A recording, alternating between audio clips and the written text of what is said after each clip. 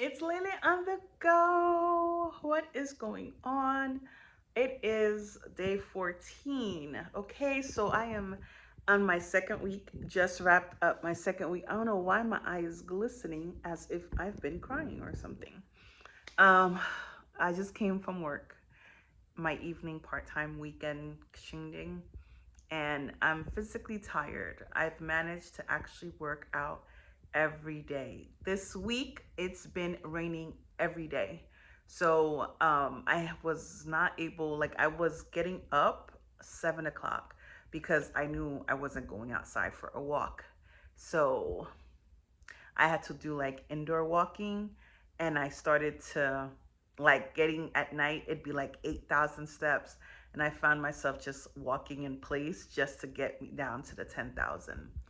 I truly want to be like, actually walk because you could feel outdoor walking on concrete. You could feel like everything is pulling towards you to the ground. Um, it's been a very roller coaster week, this second week here. Let me see. It started out with my car. I went to go see my Jamaican girlfriend. And then while I'm driving to her house, my brake lights and battery light all came on. And I'm like, oh, okay. And then I thought it was nothing. Next thing you know, car doesn't want to start. Had to get it towed it to my mechanic friend, and thought it was just gonna be like, it wasn't the battery, it was like the starter. So I got a new starter. Next morning he calls me up and says, yeah, you're gonna need I don't know, some other big part. So a lot of money extra later. Didn't get to really clean or do anything because I was stranded on Saturday. So it's like, okay, that's a down. And then I had started taking, well, not taking, um, I had mentioned that I wanted to do like create my community or find my community in terms of people who are going to just, add real value or just bring something into my life, and then I can bring something into theirs.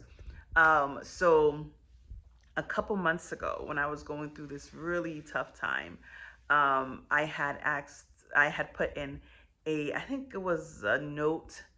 I had went to my church and then put a note that I needed prayer for this specific thing.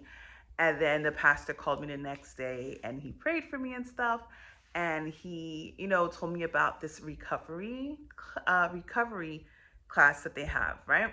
Now I've always seen the recovery, and to me, of course, recovery sounds like, you're recovering from an addiction, something tough, right? Well, yeah. But he was like, no, you should come and blah, blah, blah, blah, blah. All right. I said, yeah, I'll come. And I think during that time, it was in March. So I was traveling. And then when I came back, I had, family members here. So I did not go. And when I came back from my cruises, I said I was going to start going because, like I said, I felt like something needed to happen. Just mentally, psychologically, physically, and most important.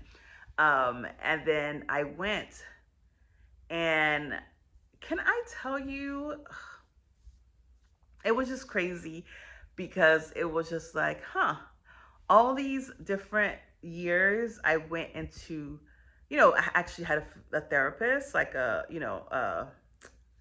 a psychologist. Yeah, I guess a psychologist. I was actually going through different sessions, different therapy sessions. I find that this recovery with my church was just like, why wasn't I here sooner? Because it was, and it kind of almost, at the first time I went, which was the week before, I was just like, ooh, this is like a AA. Not that I've ever been in an AA, but it was kind of like, oh wow, okay, that's for real. But I had an opportunity to share what I felt was going on. And then I went to my second session. Like that first day, they were like, you need to commit to really healing yourself. um, you know you're gonna find what you need. I'm like, okay, I'm gonna give it a try. And I mean, just the service they usually have before the group sessions was like really great for me. So I remember that first session, I was like, I literally stopped this lady. I was like, oh my gosh, I need you to just pray for me. Like, and while I'm here, I need someone to pray for me, like right here and then. And it was just an opportunity to be like, okay, God is definitely listening to my needs, like what I've been asking for. So anyway, even after that first session, I went to the remember the soca class, the workout class I went to. So when I was in the elevator, there was these ladies there, and they were just talking to me. And then we went into the class, and after class, we took the elevator back down, and they were talking with other people, and then they were talking about a restaurant. I'm like, oh, what restaurant are y'all talking about? Just to find out it was, I don't know, some basic, some normal restaurant, and and they were like, "Oh, you should come." And they were like, "I'm like, oh, you guys in a group or something?" And she was like, "Oh yeah, we're a women's group with this church." I was like, "Oh, what church is that?" Come to find out, it's my church, but like a further away campus. So I was like, "Oh, look at that!" Like seriously. So I'll probably join them at some point. And then I went to this meditation class on Saturday, and then I met another lady. She's not from the church, but some other lady. She was just like so gentle. We were talking about meditation, and I connected. We exchanged numbers, and she just seems like she was Venezuelan, so she was just really nice. So I was just like, you know what, I'm gonna surround myself with, just people that look like they're very mature and like their ways are gonna either feed off of each other or be a good person to one another. So I was just laughing because I was saying like, huh, God, you were definitely hearing me when I said I needed to build a community um of females. You know what I mean? Because I move so much, and even though I have a friend here and there, I really felt like I needed to build like, I'm stop using the word like, but I needed to build a community for myself, and people who do not know me, but I feel like there was this saying that I saw on Instagram. This lady said that when you're going through something, sometimes you need a friend that's just gonna sit with you through the troubled time, not to say nothing, not to question you, not to do anything, but just to sit through it. And I think I've mentioned it before. So for me, it was just kind of like I just need to connect with people who are on my similar maturity and still in the same growth and doing things to really better themselves. So I was just like, God, you're listening. And then this past session, they were talking about not repass, excuse me. They were talking about relapse. And, relapse was the biggest thing my doctor was concerned about. And like, I was just, the way they presented it and how you have to things that you need to do to avoid relapse. I was like, oh, and what I'm going through, even though it's like a personal situation, it was just more so like, okay, I realized throughout that, like, I need to process and really think before I speak and not to react and all these other stuff. So there's a lot of things that I'm learning to work on, which I am very happy that I'm really sitting down with myself and really pinpointing, here's what I see, and seeing how everything connects with everything else. I know it doesn't really make sense as I'm saying it, but it makes sense to me. So we'll leave it at that. So yeah, that was a good thing. And then I found out that my new godson is, not well. So I'm gonna keep praying for him because he's only 2 months. I haven't gotten a chance to see him yet, and he's in the hospital, not doing great at all. So, um, yeah, it's a really sad. I don't like hearing when people, adults or kids, just are in the hospital because you want, like, your expectation is for them to be better. And I know if God woke me up from what I was going through that I didn't even know, then he can definitely make miracles, especially for this young little boy. So for those who have, praying hearts, keep little LJ in prayer because, yeah. We want to see him, and he's a baby, like legit baby. So it's going to take a lot, and I can imagine his little body just, and then of course my friend and everybody who's really praying for him. But it's just really tough for a little baby because he's so fragile in so many ways. So it's like, oh, I've been dealing with that all week too. And then the rain hasn't helped, and just other personal stuff. I tell you, and somebody said to me, you're not the only person going through stuff. You just deal with it, and then you in a very detrimental, negative way. I'm like, okay.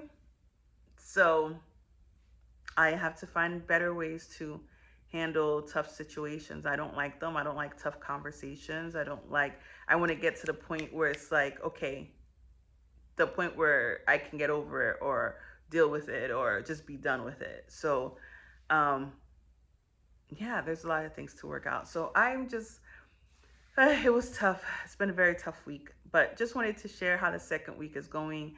I'm so happy that I did get to go to this recovery class. I can't It's just, and it's the group of ladies, like we talk in groups and we share, and it's just like sometimes hearing other people share, and like when you get a perspective on the topic that was spoken, you hear yourself and you see the opportunity to do better.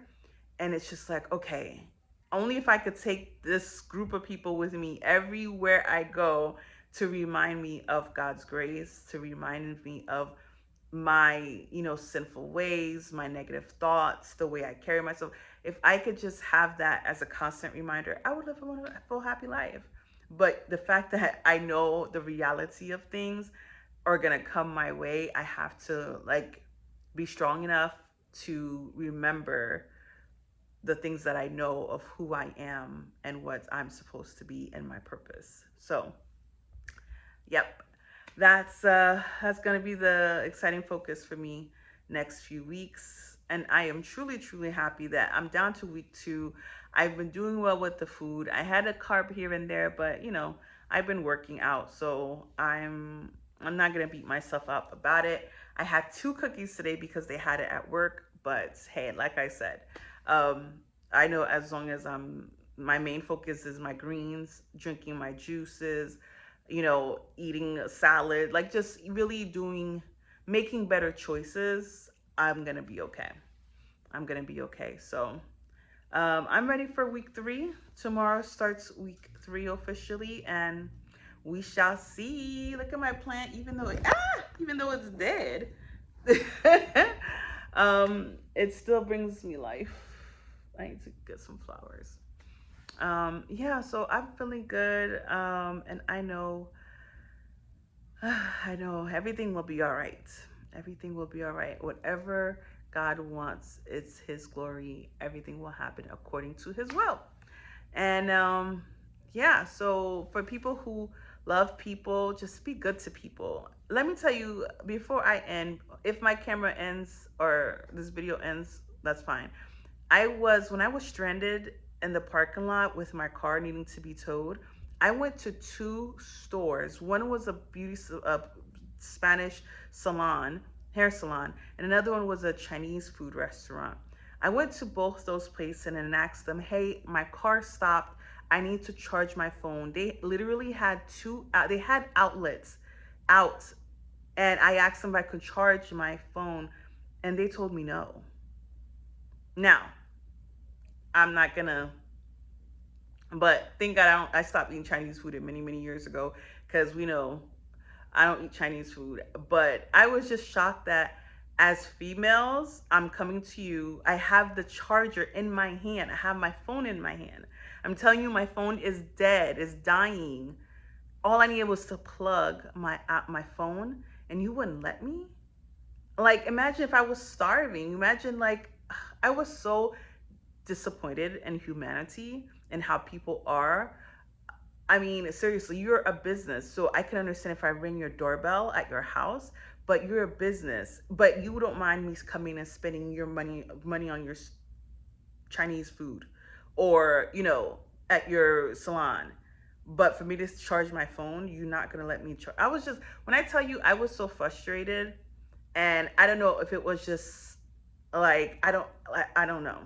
And hey, maybe because of my color, I don't know if they're not familiar with it, but you would still make me pay for services. So why can't I plug my phone? So it just really made me upset because if my Haitian people, that's not us.